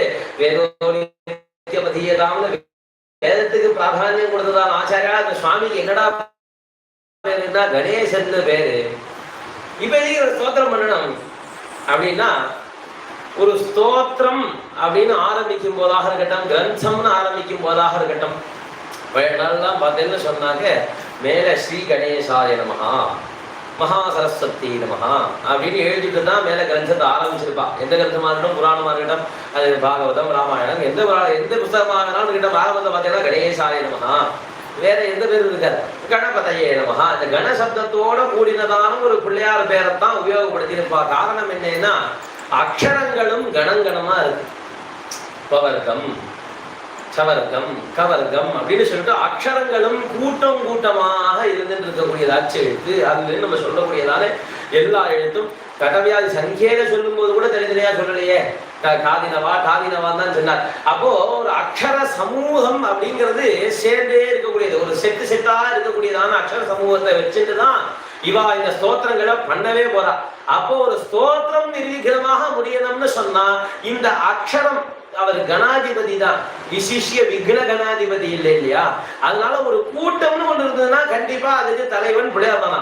அந்த கூட்டத்துக்கு தலைவன் நான் ஒரு அக்ஷர கூட்டத்தை உபயோகப்படுத்தி ஒரு ஸ்தோத்திரம் பண்ண போறேன், ஒரு கிரந்தத்தை எழுத போறேன். அப்ப அதுக்கு விக்னம் நிவர்த்தி ஆகணும்னு சொன்னா கூட்டத்தினுடைய தலைவனை நமஸ்காரம் பண்ணலாம். அப்ப எல்லா கூட்டத்துக்கும் தலைவனாக இருக்கக்கூடியதான பிள்ளையார ஸ்தோத்திரத்துக்கு முன்னாடி பிரார்த்தனை பண்றதுங்கிறது உகந்ததாக இருக்கிறதுனால கணேசாபிதா. அதுக்கு கணேசன் வேறுபா சொன்னார். மே விததாம் ஸ்ரீயம், எனக்கு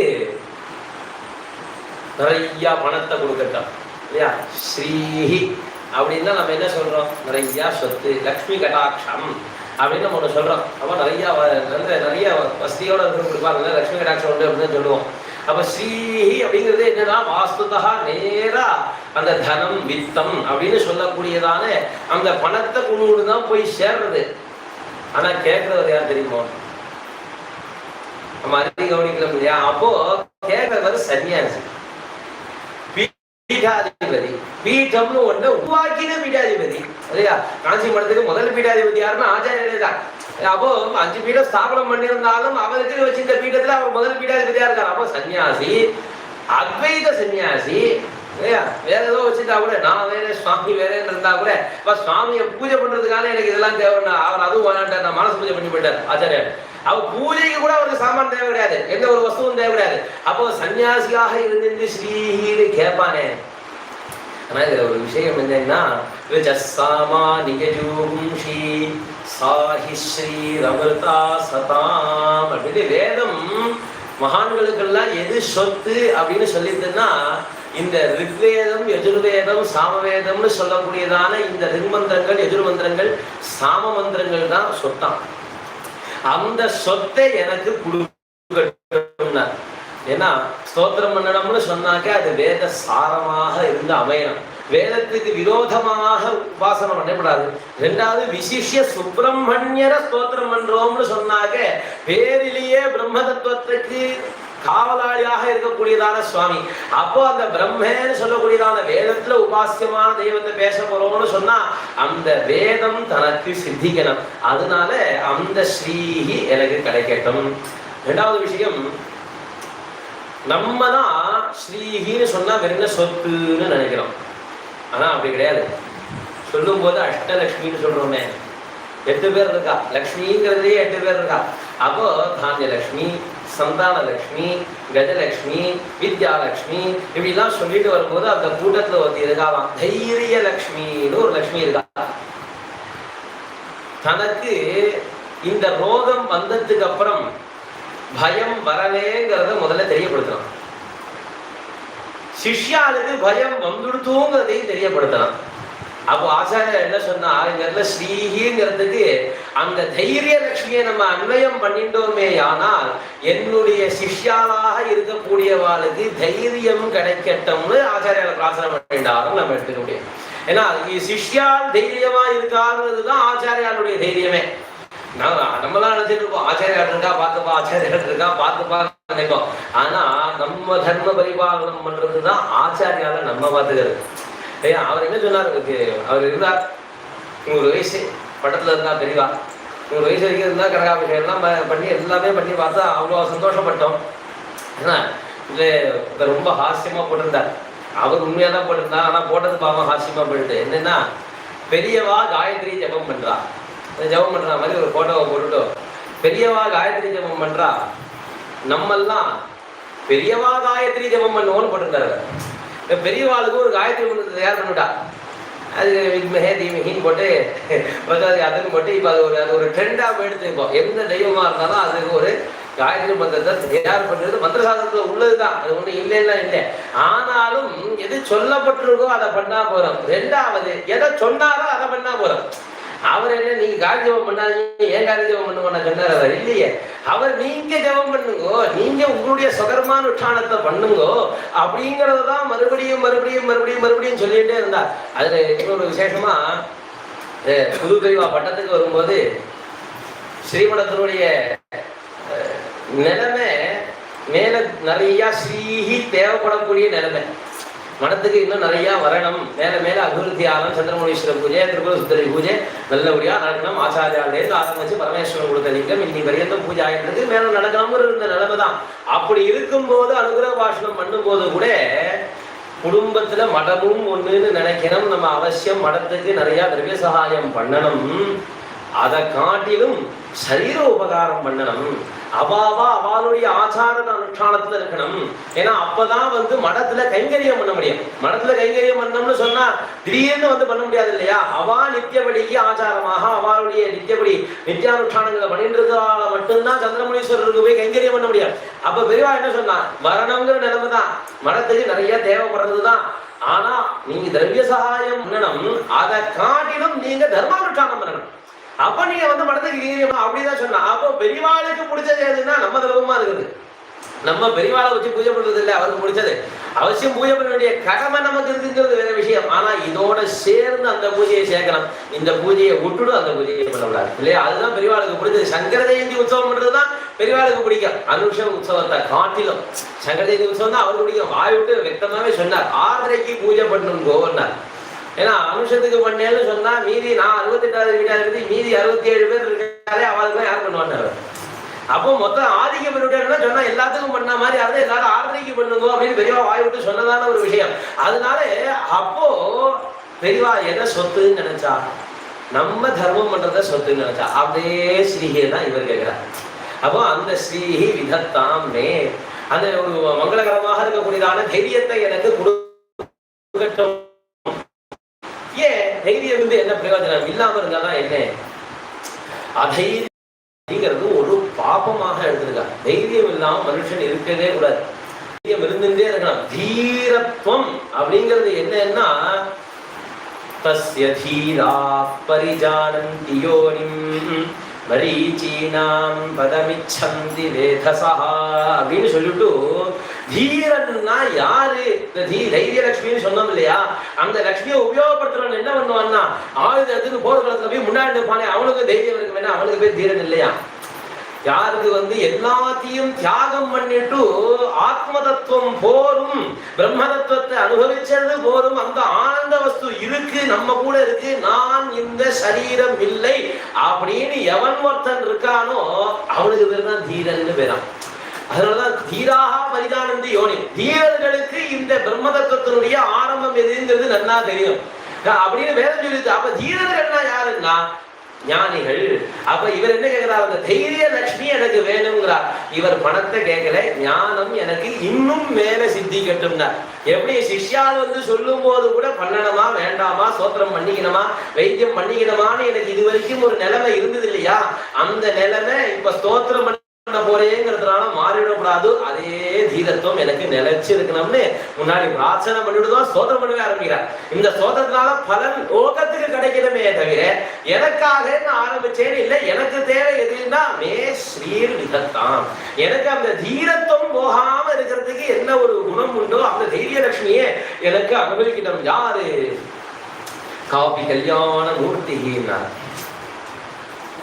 கல்யாண மூர்த்தி, மூர்த்திஹி அப்படிங்கக்கூடியதாக அந்த சப்தம் ஸ்திரீலிங்க சப்தம். அதனால இந்த ஸ்லோகத் முழுக்கவே ஸ்திரீலிங்கமாக போயிடுது. மூர்த்தி சப்தத்துக்கு அந்த விசேஷமாக சொல்லும் போது அப்ப இதுக்கு தகுந்த மாதிரி சொல்லலாம். அதனால பாலரூபா, விக்னாத்ரி ஹந்திரி, மகாதந்தி வக்ரா, பஞ்சாசிய வான்யா, மிருக்யா, அபிதா அப்படின்னு எல்லாமே இந்த மூர்த்தி சப்தத்துக்கு அன்வயமாக போயிடுது. அதனால மீது எல்லாமே ஸ்திரீலிங்க சப்தம். பொதுவா நம்ம விஸ்வநாமத்தை பார்த்தோம்னு சொன்னா விஸ்வம் விஷ்ணு வஷட்காரா பூத அந்த அகாராந்த சப்தங்கள்லாம் பார்த்தோம்னா அகாராந்தமாகத்தான் இருக்கும்.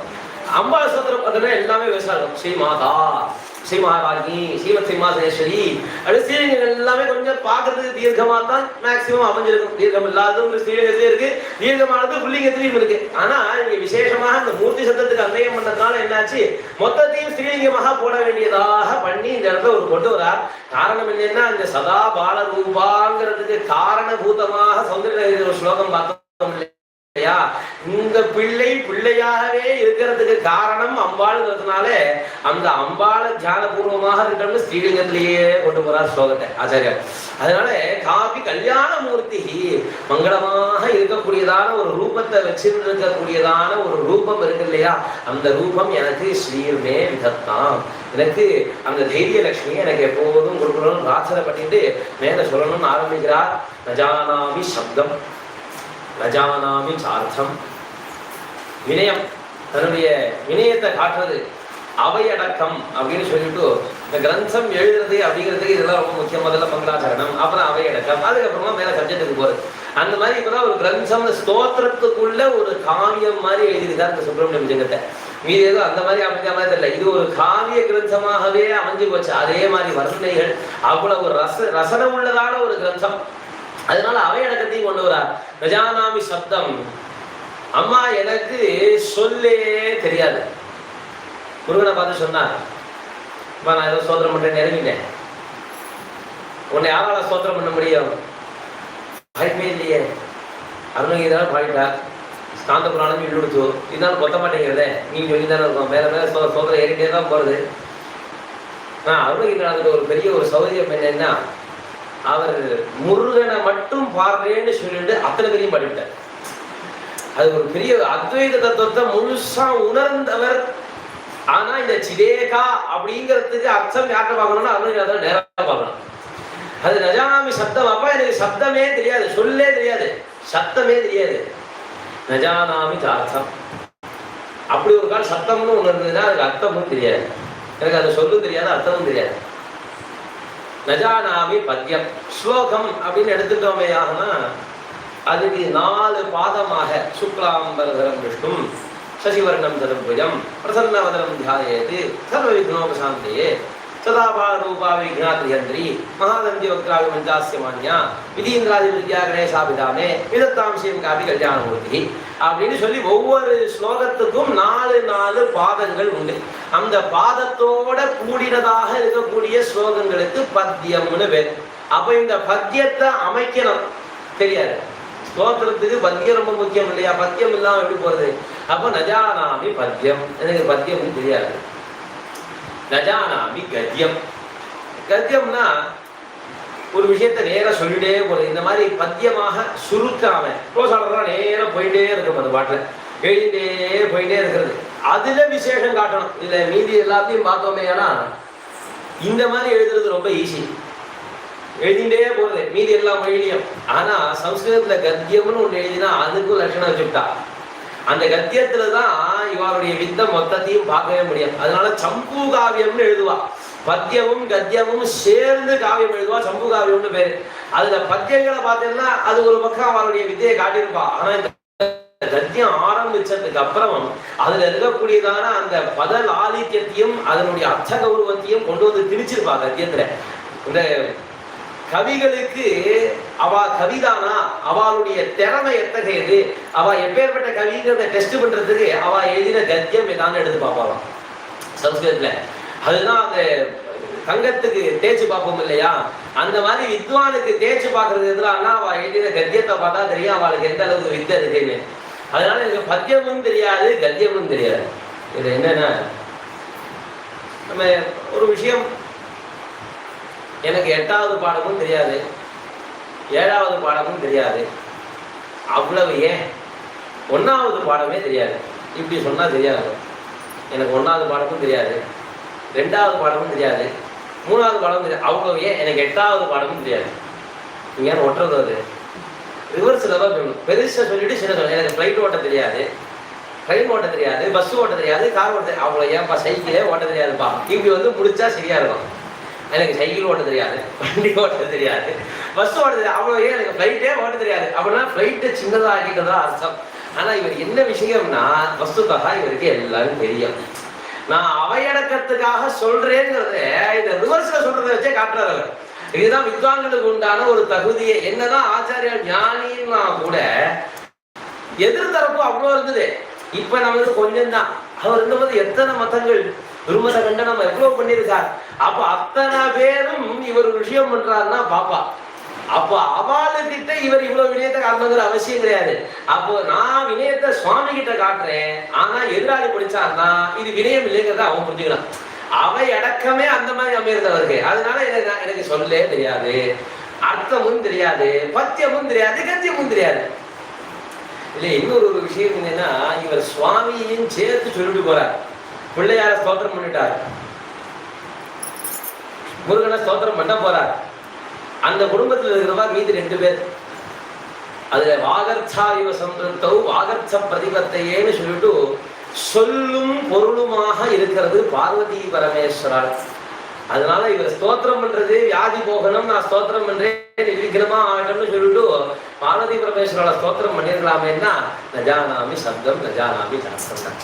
எனக்கு பரமேஸ்வரியும் தெரியாது, அம்பாலையும் தெரியாது, சிதேகா கடாசியா. எனக்கு முருகனை தெரியும், நான் பூஜை பண்றேன், அதை சொல்லணும். ஏன்னா தனக்கு ஒரு ரோக நிவர்த்திக்கு தான் தன்னையே ஸ்தோத்திரம் பண்ணிக்கிறதுல விருப்பம் இல்லை. ஏன்னா ஆச்சாரியாளுக்கு சிவனை பார்த்து பிரார்த்தனை பண்ணாருன்னா, இப்ப சிவபஜனம் பண்ணாருன்னா நமக்காக பண்ணிவிட்டார். அப்ப அவருக்கு வியாதி போகணும்னு அவரே ஸ்தோத்திரம் பண்ணிக்கிறதுல விருப்பம் இல்லை. ஆனா அவரை தவிர இன்னொரு வஸ்துவும் இல்லை. அதனாலதான் என்றும் புதியது அப்படின்னு சொல்லிட்டு போகும்போது நம்ம தமிழ்ல கவிதை எழுதும்போது கூட உன்னை பெற்ற ஈசனுக்கோ வேலும் மயிலும் புதியதுன்னா சாட்சாத் பரமேஸ்வரன் தான் முருகப்பெருமான். அந்த பரமேஸ்வரனுக்கு வேலியும் மயிலையும் பக்கத்துல வச்சுட்டு அவர் தான் முருகன். அந்த பரமேஸ்வரனுக்கு வேலும் மயிலும் புதுசா இருந்ததுப்பா, அவ்வளவுதான். அப்போ தன்னைத்தானே தான் ஸ்தோத்திரம் பண்ணிக்கணும். ஆனா தன்னை ஸ்தோத்திரம் பண்ண கூடாது. தனக்கே அர்த்தாங்கினியா இருக்கக்கூடிய பார்வதி தேவி ஸ்தோத்திரம் பண்ண முடியாது. அப்ப நஜானாமி சப்தம் நஜானாமி சாப்தம், இந்த 2 தெய்வத்தை குறிச்சது. அடுத்த 2 தான் அவையடக்கம். நஜானாமி பத்தியம் நஜானாமி கத்தியம். எனக்கு பத்தியமும் தெரியாதுப்பா, கத்தியமும் தெரியாது. ஆனா ஒண்ணு தெரியும், சிதேகா ஷடாஸ்யா ஹிருதி தியோததேமே முகான் நிஸ்ஸரந்தே கிரஸ்சாபி சித்திரம். எனக்கு மனசுக்குள்ள இருக்கக்கூடியதான ஜோதிஷு ஒன்னே ஒண்ணுதான், சித்து ஏகா. இவர் சொன்னதான தத்துவம் இத்தனை நாள் கணேசாமிதான் பின்னாடி மயூராதிகளுடன் சொல்ல போறேன். இப்பதான் ஒரு தெய்வம், இப்ப திருப்பி 2வது தெய்வம் சொல்ல போறேன். இப்ப நஜானாமி சத்தம் நஜானாமி சாத்தன் இங்க வேற 2 தெய்வத்தை சொல்லிவிட்டேன். அப்ப என்னதான் தெய்வம்னா எது அப்படின்னா சிதேகா அத்வைதத்தை ஒருபோதும் விட்டு கொடுத்ததே இல்லை ஆச்சாரியா. அது சொருகி வச்சுட்டே இருந்தது. அப்ப ஏகா அதுக்கு ஒரு ரூபம் இருக்கு, ஷடாஸ்யா. அவரு நான் சொன்ன அத்வைத தத்துவம் என்னங்கிறத சொல்லாம சொல்றார். பிரம்ம தத்துவம் ஒண்ணுதான், ஆனா 6 மதம் இருக்கு. அதே முருகப்பெருமான் தன்னுடைய முகத்தினாலேயே காட்டிட்டு இருக்கார். தன்னுடைய சண்முகத்தை முருகப்பெருமானுடைய சண்முகத்தை வச்சு காட்டுறார் சிதேகா. அப்ப அது தத்துவம் ஒண்ணுதான், ஆனா ஷடாஸ்யா ஹிருதி ஜோதிதே. என்னுடைய ஹிருதயத்துல அப்படியே ஜோதிஷா ஜொலிச்சுட்டு இருக்கக்கூடியதான ரூபம் எதுன்னா 6 முகத்தோட இருக்கக்கூடியது. அந்த ரூபம் தான் ஜொலிக்கிறது.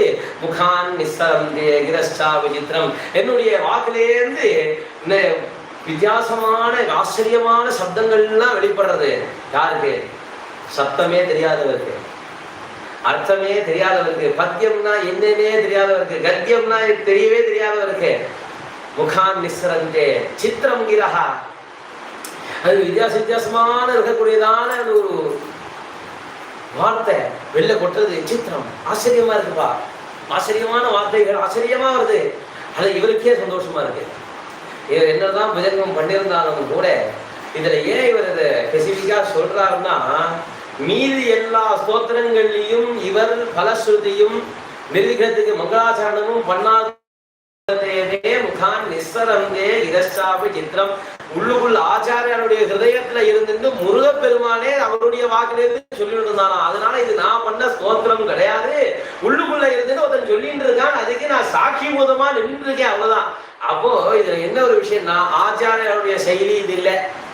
முன்னாடி மங்களாச்சரணம் போட்டுட்டு அடுத்தது அபயடக்கம் போட்டுட்டு ஸ்தோத்திரத்துக்கு போறது ஆச்சாரியோட செயலி இல்லை. ஆனா நம்மளுடைய சுவாமியா இருக்க முருகப்பெருமான் அவனுடைய செய்தியில எழுத ஆரம்பிச்சுட்டான். அதனால செய்தி வித்தியாசப்படுறது. அதுக்கு ஒரு மங்களாச்சரணம் அவையடக்கம் போட்டு பேசுறான். அதை ஆச்சாரியால் இதை நான் சொல்லித்தான் தெரிவேன், இதை நீங்க தடுக்கக்கூடாது அப்படின்னு சண்டை போட்டு நஜானாமி சப்தம் நஜானாமி சார்த்தம் அவர் அதனால வாய் விட்டு சொல்றார். முதல் ஸ்லோகம் சொல்லிவிட்டார், முருகனுடைய ரூபமாக ஆச்சாரிய ரூபமாக இருந்து முருகன் சொல்லிவிட்டார். 2வது ஸ்லோகம் முருகனுக்கும் ஆச்சாரியனுக்கும் சண்டை. நீ என்னமா என்னுடைய வாக்குலேருந்து பேச, நான் ஒன்ன ஸ்தோத்திரம் பண்ணணும்னு இவருக்கு ஆசை, அதெல்லாம் முடியாது, நான் நினைச்சதுதான் ஸ்தோத்திரம் பண்ணுவேன் இவருக்கு ஆசை. அதனால இவர் எழுதி வச்சுட்டார், எனக்கு சப்தமும் தெரியாது, அர்த்தமும் தெரியாது, பத்தியமும் தெரியாது, கத்தியமும் தெரியாது, இது சொன்னதுக்கு எனக்கும் பொறுப்பு கிடையாதுன்னு அதை எனக்கு எழுதிக்கிட்டார். இதுக்கெல்லாம் காரணம் முருகப்பெருமான் தான். இது ஸ்தோத்திரம் எதுவாக இருந்தாலும் முருகன் தன்னைத்தானே சொல்லின்றது, தன்னைத்தான் பூஜைன்னு திருவிழாவில் உண்டு. சுவாமி தன்னைத்தானே பூஜை பண்ணிக்கக்கூடியதான ஒரு வஸ்து, அதுதான் ஆச்சாரியருடைய ரூபமே. இல்லையா? கைலாசத்திலேருந்து சிவனை வாங்கிட்டு வந்தார், அவரே ஸ்வயம் பரமேஸ்வருடைய அவதாரம், அவரே தன்னுடைய சிவ பூஜை பண்ணியிருந்தார். எப்போதும் நடத்தி காட்டியிருந்ததான ஒரு விஷயம், அது விசேஷ திருவிழாவில் உண்டு. அந்த மாதிரி முருகப்பெருமான் தானே முருகன் மேல எழுதினதான ஸ்தோத்திரம் இந்த சுப்பிரமணிய புஜங்கம். அதனால ஷடாஸ்யா ஹிருதி ஜோததே. அந்த முருகப்பெருமான் 6 முகத்தோட என்னுடைய ஹிருதயத்துக்கு வந்தது மட்டும்தான் தெரியும் எனக்கு. இரஹா வெளில வந்த வார்த்தையெல்லாம் எனக்கு என்னுடைய சம்மதம் இல்லை. முகான் நிஸ்ஸரந்தே. எப்படி ஒரு மலையில தோன்றக்கூடியதான அந்த அருவியானது அப்படியே அடிச்சுட்டு ஓடுமோ, அந்த மலை தடுக்கணும்னு நினைச்சாலும் மலையை உடைச்சுட்டு ஓடும் அந்த அருவி. அந்த மாதிரி ஆச்சாரியால் உள்ளுக்குள்ளே வரக்கூடிய வார்த்தையை தடுக்கணும்னு நினைச்சாலும் அருவி பீறிக்கிட்டு வெளில வருதான் அந்த ஸ்தோத்திரம். அந்த சுப்பிரமணிய ஆச்சாரியர் வாயிலேருந்து வரணும்னு முருகன் பெருமான் உள்ளுக்குள்ள இருந்து தூண்டி சொல்லிட்டு இருக்காங்க. அதனால கிரஷ்டாபி சித்திரம் அங்கேருந்து வந்துட்டு இருக்குப்பா, இது ஆச்சரியம், எனக்கு இது தெரியாது, அந்த முருகப்பெருமான நான் என்னமா ஸ்தோத்திரம் பண்ணுவேன் அப்படின்னு சொல்லிட்டு அவையடக்கம் எழுதுறார் ஆச்சாரியார். இந்த ஸ்லோகம் பார்த்துருக்கோம். சுவாமி வேலை மீதி 2 நாளுக்குள்ள ஸ்தோத்திரம் முழுக்க பார்த்துட்டு அப்படியே போற மாதிரி பிரார்த்தனை பண்ணிப்போம். அந்த சுவாமியுடைய